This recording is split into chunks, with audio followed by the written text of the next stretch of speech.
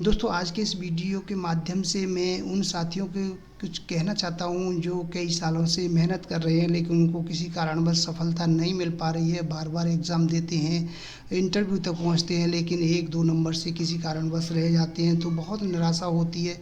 क्योंकि 1-2-4 बार अगर आप कहीं भी प्लग हो जाते हैं तो कोई बात नहीं है, लेकिन जब ज़्यादा बार आपको असफलता मिलती है तो निराशा उत्पन्न हो जाती है। तो ऐसे साथियों से मैं कहना चाहता हूँ कि निराश होने की कोई आवश्यकता नहीं है। ईश्वर पर विश्वास रखिए, सफलता निश्चित ही मिलेगी। बस अपनी थोड़ी सी प्लानिंग बदलिए।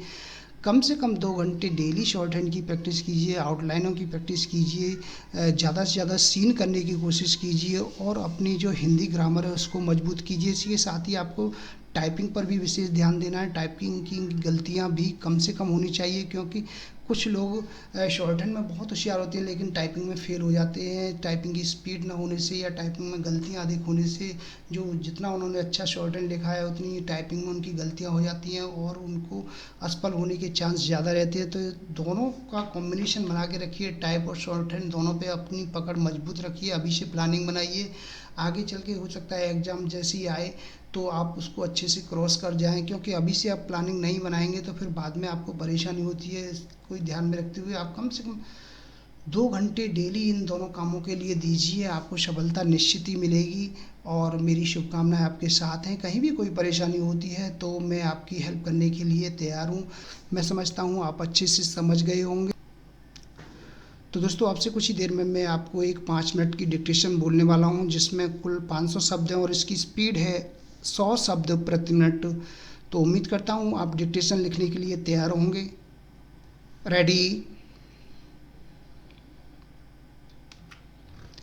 सभापति महोदय, रिजर्व बैंक ने देश की अर्थव्यवस्था को महामारी कोविड-19 के दुष्प्रभावों से बचाने के लिए जिन उपायों की घोषणा की उनका आमतौर पर स्वागत हुआ है, लेकिन बात तब बनेगी जब इन उपायों का सकारात्मक असर जमीन पर भी दिखाई देगा।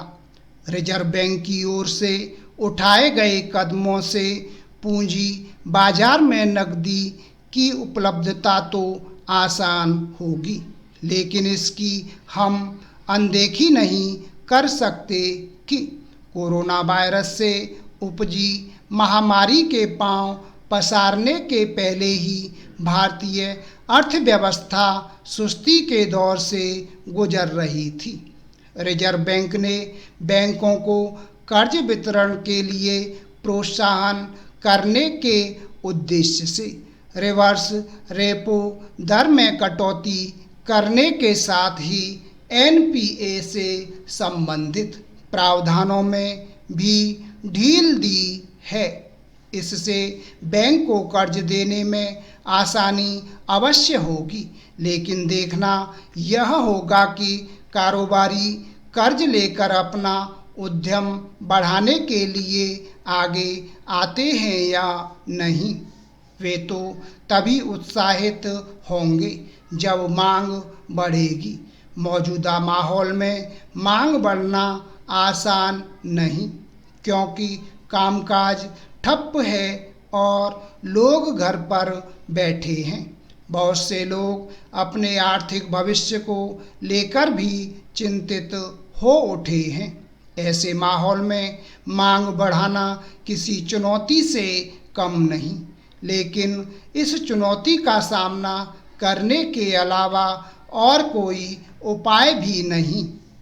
पैराग्राफ।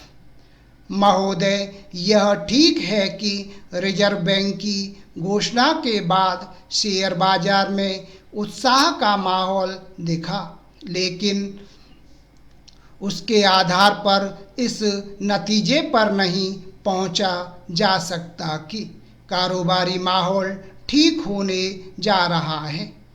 शायद यही कारण है कि रिजर्व बैंक की ओर से अपने हिस्से की जिम्मेदारी का निर्वाह किए जाने के बाद सरकार की ओर से घोषित होने वाले आर्थिक पैकेज का इंतजार किया जा रहा है। इस पैकेज में क्या कुछ होगा, यह तो उसके सामने आने के बाद ही पता चलेगा। लेकिन सरकार को यह सुनिश्चित करना होगा कि उसके उपाय वास्तव में असरदार साबित हों। उसका सबसे अधिक ध्यान छोटे एवं मझोले उद्योगों को सहारा देने पर होना चाहिए, क्योंकि महामारी की मार उन पर ही ज़्यादा पड़ती है। ऐसे कई उद्योगों के पास अपने कर्मचारी को वेतन देने के लिए पैसे का अभाव है।